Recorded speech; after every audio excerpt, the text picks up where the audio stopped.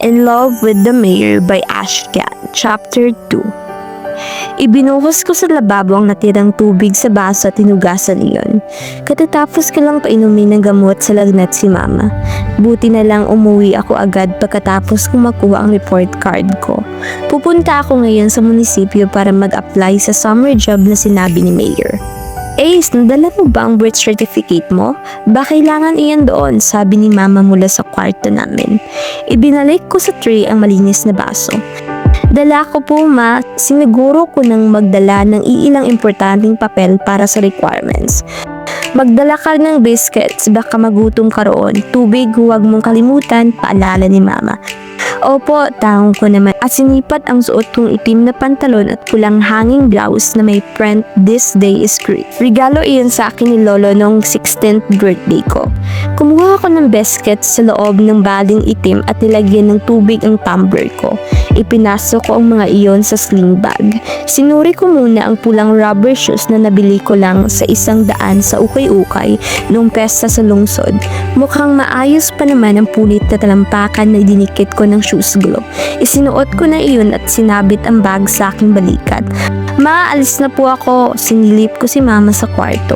Nagtutupi siya ng mga tuyong damit na nilabhan ko kahapon. Ingat ka, tumingin siya sa gawi ko. Halata ang pagod sa mga mata niya. Kapag nakapasok ako sa summer job at makasweldo, talagang papatignan ko siya sa doktor. Ngayon kasi hindi ko siya mapilit dahil kapos na kapos kami.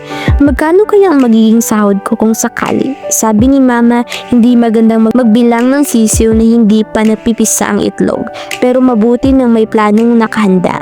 Naglakad ako hanggang sa main road at nag-abang doon ng tricycle. 8 kilometro ang layo ng barangay namin sa poblasyon. Tricycle at motor na single ang pangunahing transportasyon. 15 pesos ang pamasahe sa tricycle at 20 pesos naman sa motor. Kinuha ko ang pitaka at naganda ng barya para pamasahe. Pinara ko agad ang parating na tricycle. May 2 sakay na iyon sa loob kaya sa back ride na ako pumwesto. May bahagi sa main road na iyon na accident prone area. Mabagal lang naman ang takbo namin pero biglang sumabog ang isa sa mga gulong ng sidecar at umikis ang tricycle papunta sa kabilang lane. Pumili ako dahil sa salpok sa amin ang puting Ford Ranger. Pumikit na lang ako at kumapit ng gusto sa maliit na kabiling hawakan sa itaas. Halos mabingi ako sa malakas na busina ng sasakyan. Napunta kami sa bakuran ng water refilling station at doon tuluyang dumapa ang gulong ng tricycle. Buti na lang hindi namin tinamaan ang gabundok na mga galon ng tubig. Ang Ford ay humambalang sa gitna ng daan. Halos magmarka sa kalsadang semento ang mga gulong niyon dahil sa pagkakadiin ng preno. Ayos lang ba ang lahat? May nasaktan ba? Nag-aalang usisa ng driver sa aming mga pasahero. Okay lang po ako at tubili kong tango. Hindi ko maigalaw ang mga binti at tuhod kong nanginginig. Pati ang 2 pasahero sa loob ng sidecar ay hindi makakilos. Umusod ang Ford papunta sa tabi at bumaba ang driver. Lalo akong natilihan, si Engineer Erlan. Malalaki ang hakbang niya habang papalapit sa amin. May nasaktan ba sa inyo? Dalhin natin sa ospital. Sa akin naglanding ang mga mata niya at nakita kong pumiksi ang kanan niyang kilay. Maayos kami, sir. Pasensya na, sumabog ang isa sa mga gulong ko. Nagpaliwanag ang driver ng tricycle. Tumango ng si Engineer, hindi bumitaw ang titig sa akin. Okay ka lang ba? Tanong niya, hindi ko inasahay. Okay lang po ako, mingin akong sagot at pinilit kong makababa mula sa back ride ng motor. Kuya, heto po ang bayad ko. Umibis na rin ang 2 pang pasahero at nagbayad din ng pamasahe. Doon na kayo sa sasakyan ko, alok ni Engineer Erlan at hinugot ang wallet niya. Kumuha ng libuhing papel. Ituloy mo na sa talyer iyan para mapalitan ng gulong, ibinigay niya sa driver ang pera. Nako, sir, sobra-sobra po iyan, bulalas ni kuyang driver. Pero ipinilit iyon ni Engineer, kumalat na ang mga tao sa paligid namin. Nakiisyoso sa nangyari. Tanong dito, tanong doon. Ilang saglit pa ay misulan na kaming nasa gitna ng maingay na palengke. Maraming salamat po, Engineer. Kulang maiyak ang driver. Tara na, hinuwakan ako ni Engineer sa sikot at inakay patungo sa sakyan niya. Sumunod sa amin ang 2 pasaherong kasama ko. Binuksan niya ang pinto sa my front seat. Bakit ba tuwing nakikita kita ay minamalas ako? Pabulong yung sabi at ipinasampa ako sa loob ng sasakyan. Nanlamig ang mga palad ko. Para na rin niya sinabi na kasalanan ko umuti ka ng disgrasya kanina dahil sa malas ako. Pumesto siya sa likod ng manibela at hinintay na makasampa ang dalawa pang babaeng pasahero. Nakasiksik ako sa pinto at umiwas na sulyapan siya habang matuloy na tumatakbo ang sasakyan. Hinatid niya kami sa may plaza ng poblasyon. Malapit lang doon ang munisipyo. Salamat po. Piyok ang boses na sabi ko at bumaba. Umuugap pa rin ang mga tuhod ko sa nervyos tapos nagdagan pa ng sinabi ni engineer. Huminto muna ako sa paglalakad at kinapang tumbler sa loob ng aking bag. Uminom ako ng tubig, hindi ko dapat iniisip yung sinabi niya. Opinion lang niya iyon, masungit lang talaga siya. Maraming bisita si Mayor sa opisina pagpasok ko ng executive building. May mga kausap siya at may mga naghihintay pa sa waiting area. Punuan ng apat na mahahabang coach at mga single chairs. Baka hindi niya ako maistima. Dapat talaga maaga akong pupunta rito. Babalik na lang siguro ako bukas. Pero magtatanong muna ako sa staff kung anong requirements para sa summer job at nang hindi na ako magpapabalik-balik pa. Sayang din ang pamasahe. Lumapit ako sa help desk. Excuse me po, pwede ba akong makahingi ng requirements para sa summer job? Polite kong sabi sa babaeng staff na nasa loob ng cubicle. Hintay ka lang saglit, upo ka muna dyan, may client pa kasi ang in charge. Naupo ako sa easy chair at pinukol ng tanaw ang separate office ni Mayor na may mga dingding na salamin. Nakikita ko siya sa loob at ang mga kausap niyang sa palagay ko ay mga kapitan ng barangay. Miss Gabriela, lumapit sa akin ng isang staff na lumabas mula sa office ni Mayor. Yes po, doon tayo sa conference room. Iminuwestra niya sa akin ng malaking pintong kulay dark chocolate na nasa gilid. Tumayo ako at sumama sa kanya. Bumati sa akin ng lamig na aircon at air freshener sa loob. Hugis oval at chocolate brown ang mahabang table na tinamaan ng aking paningin. May built-in microphones at napapaligiran ng high-back swiveled chair na genuine leather ang upholstery. Maupo ka, alak ng staff. Maganda siya, maputi at blondie ang rebonded na buhok. Palagay ko ay kasing edad lang niya si Mayor. Naupo ako, mahigpit na hawak ang aking bag sa aking kandungan. Magtatanong na sana ako nang bumukas ng isa pang pintuan sa right corner at mula roon ay pumasok si Mayor. Suminyas siya sa staff na lumabas muna. I can't accommodate you in there. I have a meeting with the coastal barangay captains. Habang nagsasalita ay na-imagine ko siyang nasa cover ng magazine sa suot ng dark blue polo shirt at white pants. Okay lang naman po, babalik nila ako bukas. Pinilipit ko ang mga kamay. Gusto kong sumingha pero wala akong mahugot na hangin mula sa aking baga. Dahil ba sa aircon? Hindi, nandito ka na. You might as well work on your purpose. I had a talk with the head of PISO office this morning. You can start reporting here in my office anytime. Requirements of course are to be followed. You can process on Tuesday while on duty. Sa akin at bahagyang umuklo. I don't usually like Morena girls but you made me change my mind. Mayor, that is a compliment, kumunda siya at bumaling sa may pintuan. Kinatok iyon. Pumasok ang staff niya. Yes, Mayor. Ace here will be working with us. Teach her how to operate the Xerox machine. Yes, Mayor, tumingin sa akin ng staff at umiti. Tinugon ko siya ng tipid ng ngiti at sinulayapan ko ang ID niya. Private secretary pala siya. Fritchie ang pangalan. What else? The coffee machine too. She will be making my coffee starting tomorrow, right, Ace? Tameme akong tumango na lang. Sumama ako kay Fritchie palabas. Dinala niya ako sa kinaroroonan ng Xerox machine at itinuro niya sa akin paano mag-photocopy ng mga dokumento. Bukas ko na ituturo sa iyo ang paggawa ng copy ni Mayor. Pumasok na lang maaga bukas sa instruct ng Fritchie sa akin. Opo, ma'am. Iniwan niya ako roon habang sumusubok akong mag-photocopy ng mga memorandum na kailangan i-route sa iba-ibang offices. Nagawa ko naman. Siguradong matutuwa si mama mamaya pag uwi ko. Sumulyap ako sa kambal na pintuang salamin. Saktong binuksan iyon ng backup ni Mayor at pumasok si Engineer Erlan. Nagtagpo ang mga mata namin at kumunot agad ang mga kilay niya.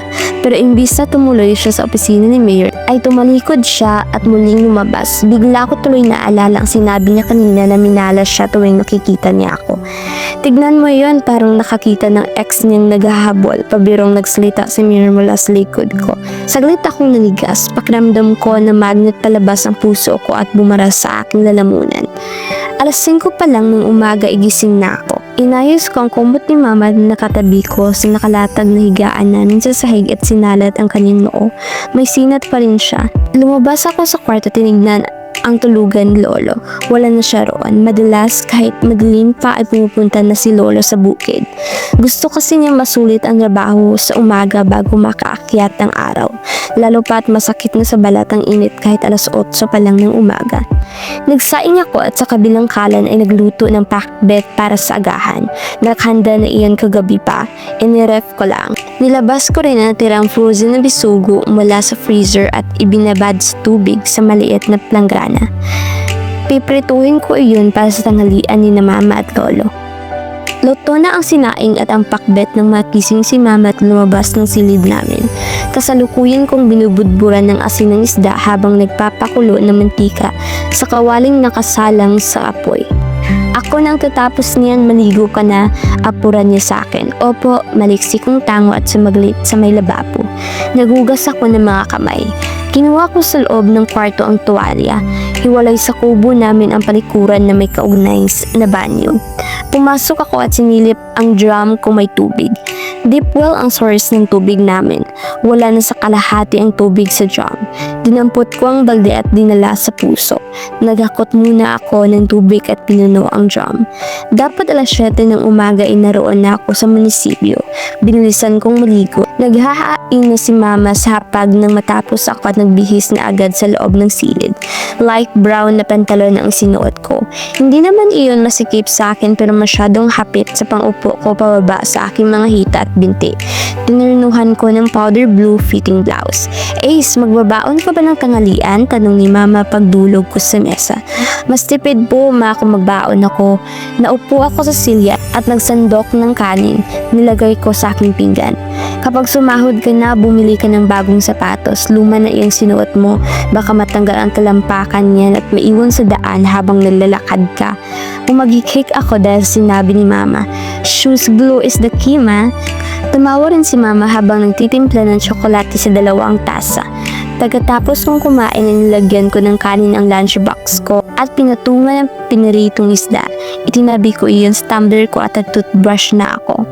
Ma, mag-iiwan ako ng note dito sa misa. Huwag niyo pong kalimutang uminom ng gamot mamaya.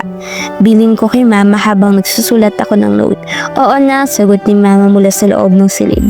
Sinipat ko pa sa compact mirror ang mukha ko at sinuri ang laman ng bag ko para tiyaking wala akong makalimutan. Dinala ko pa rin ang credentials ko. Alis na po ako, ma. Nagpaalam na ako kay mama. Lumabas siya ng kwarto namin at pinagmano ako. Mag-ingat ka. Tumango ako. Hindi ko sinabi sa kanyang aksidente kahapon. Mag-aalala lang kasi siya at hindi iyon makakatulong sa mahina niyang kalusugan. Mahamog ang paligid habang naglalakad ako patungo main road. Tanaw ko ang bukiri ni Lolo, ang malawak na palayan at taniman ng Japanese sweet corn. Sa susunod na buwan ay aanihin na iyon. Sana magiging maayos ang klima at walang bagyong darating. Kung hindi, mapipilitan naman kaming anihin iyon ng mas maaga kahit kulang pa sa edad yung mais. May tricycle agad pagdating ko ng main road. Pinara ko iyon, may bakante pa sa loob ng sidecar. Konsihal ng barangay namin ang kasama kong pasahero, si Ma'am Lota. Isa siyang retired teacher. Mukhang mamalingke siya ng maaga. Nagpalitan kami ng ngiti. Si Ma'am Fritchie at ang 3 utility workers na abala sa paglilinis ang nadatnan ko sa mayor's office. Good morning po, ma'am, bati ko sa kanya. Tumango siya pero hindi man lang ako sinalipan. Nakatuon siya sa mga papeles sa ibabaw ng kanyang table. Mukhang wala siya sa mood, may konting simangot kasi sa kanyang mukha. Hindi pa sabi ko pumasok ka ng maaga, ako pa talaga pinaghintay mo. Nasa tono niya ang pagkadismaya. Sorry po, sabi ko na lang ang timok ko, bukas gigising na ako ng 4:00. Tumayo siya, sumunod ka sa akin, nagpatiuna siya patungo sa main office ni Mayor kung saan naroon ang coffee machine. Tahimik akong bumuntot sa kanya. Wala siyang sinabi habang ina-operate niya ang machine. Basta may pinagpipindot lang siya, tinandaan ko na lang ng mabuti. Mayat maya pa ay dumaloy ng kape mula sa 2 maliit na nozzle papunta sa tasa sa ilalim niyon. Naamoy kong matalas na aroma ng umuusok na kape. Ganun lang, nakuha mo? Saan po nakalagay ang beans, ma? Maingat kong tanong. Nasa pinakaibabang drawer nitong cabinet, mag-explore ka muna dyan habang wala pa si Mayor. Alas 9 ay nandito na siya at gusto niyang may nakahanda ng kape sa desk niya. Napahabol na lang ako ng tingin kay Ma'am Fetchy na lalakad palabas. Wala akong mapapala kung tutunganga ako roon at malilito. Pinag-aralan ko ang coffee machine. Hinanap ko kung aling part niyon ang lagayan ng beans at tubig para hindi ako mangapa mamaya. 15 minutos bago mag-alas 9 ng umaga ay dumating na si Mayor Yanix. Tarantang gumawa ako ng kape pero hindi ako sigurado kung tama ang pagkaka-operate ko ng coffee machine. Kulang-kulang ay lumundag ako sa nervyos na bumukas ang private door na direkta roon sa opisina at pumasok si Mayor. Good morning po, Mayor, bati ko sa kanya. Morning Ace, umangat ang sulok ng labi niya sa sexy ngiti. Parang hinila ng daan-daang kabayo ang tibok ng puso ko. You making coffee for me? Lumapit siya sa akin. Binalingan ko ang coffee machine at nakahinga ng maluwag nang umagos ang kape mula sa nozzles at sinulo ng mug na nasa tapat. Natumitiis at dinampot niyang tasa. Mayor, good morning. Pumasok doon si Ma'am Fritzy kaya naudlat ang pagtikim ni Mayor Yanix sa kape. Good morning, Fretch. Ace, nilinis mo ba muna ang machine bago mo ginawa ng kape si Mayor? Napakurap ako, nilinis? Pero wala naman siyang sinabi sa kanya na linisin muna. Hindi po, ma'am, wala po. Hindi mo nalinis at painumin mo si Mayor ng kapeng iyan? Sorry po, Mayor, ma'am. Initiative na dapat iyon. Unang araw ko pa lang sa trabaho tapos palpak agad at kay Mayor pa talaga. It's alright, Fretch. Chill, okay? Ang binigay ko lang na trabaho kay Ace ay gawan ako ng kape. Hindi ang linisin ng coffee machine. Trabaho iyan ng utility. Nagsalita si Mayor at dinala sa desk niya ang mug. Balak pa rin ba niyang inumin ang kapeng ginawa ko? Nahuli ko si Ma'am Fretchy na umirap sa akin. What is my schedule for today? Tanong ni Mayor sa akin pa rin nakatingin. Meeting with the engineering mayor mamayang 10 o'clock and 1:30. Meeting with the CSWD for the livelihood project. First day ni Ace ngayon, I'm in the mood to treat everyone to a lunch. Arrange an order with the nearest restaurant, Fretchy. Yes sir, naglakad palabas si Ma'am Fretchy. Pero pumasok naman ang dalawa pang staff. Tangay ang bundle ng mga dokumento na pipirmahan ni Mayor. Dinampot niya ang kanyang self at dinala sa tapat ng tenga. Lumambot pa lalo ang puso ko. Ang bait naman ni Mayor, ganito pala siya. Kapag may bagong trabahante sa kanyang opisina, ititreat niya lahat ng lunch. Kaya siguro mahal siya ng residente rito sa Fuego Amor. Napangiti ako talabas sa sana nang magsalita siya. That smile just made my day. Did you bring your requirements? It's necessary for your payroll soon. Nahinto ako at muling napatingin sa kanya habang pinirmahan niya ang mga papeles. May kausap pa talaga siya sa cellphone. Bakit pakiramdam ko akong kinakausap niya? O baka imahinasyon ko lang. Saglit niyang binitawan ang ballpen, dinampot ang mug, tinikman ng kape. Suminghap na lang ako. Ininom niya pa rin ang kapeng ginawa ko.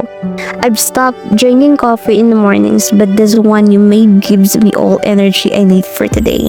That blonde, yes, I'm talking to you. So stay there and wait till I'm done faxing my signature in these documents. Kinagat kong labit, malikot na pumasada ang paningin sa ibang mga staff. Ang dalawang nakatayo sa gilid ng desk at naghihintay sa mga papeles ay halatang walang idea na ako ang kinakausap ni Mayor kahit mukhang may katawagan lang siya. Pasimple akong bumalik sa kinaroonan ng coffee machine at kunwari itinignan ko may natira pang beans at tubig. I wish you're older so I don't have to do this, or if not, I wish I'm younger like Nicola and Kit. Parang invisible na mga daliring kumiliti sa puso ko dahil sinabi niya, hindi ko naisip na may ganitong cheesy side si Mayor Yanix because talaga siguro sa kanya na mahusay magpakilig. Sa conference room, itinuloy ang lunch at hinati doon ng kilalang restaurant dito sa lungsod namin. Tumulong ako sa pag-aayos. Scholar ka ba ng Mayor? Tanong ni Ma'am Fitch. Hindi po, sa public school po ako nag-aaral. Tumungo siya, tinagod ako ng tingin from head to foot. Para bang may gusto siyang palabasin dahil iba ang naging sagot ko sa inasahan niyang marinig. Sakto alas 12 ng tanghali ay nagyaya na si Mayor na kumain kaming lahat. Hindi ako makaget over sa mga sulyap niya sa akin habang abala kaming lahat sa pag-asikaso sa kanya. Naiilang na ako kasi sa akin nang nakasunod ang titig niya at wala yata siyang pagpakialam na napapansin na iyon ng iba. Hirap tuloy akong lunukin ang pagkain ko.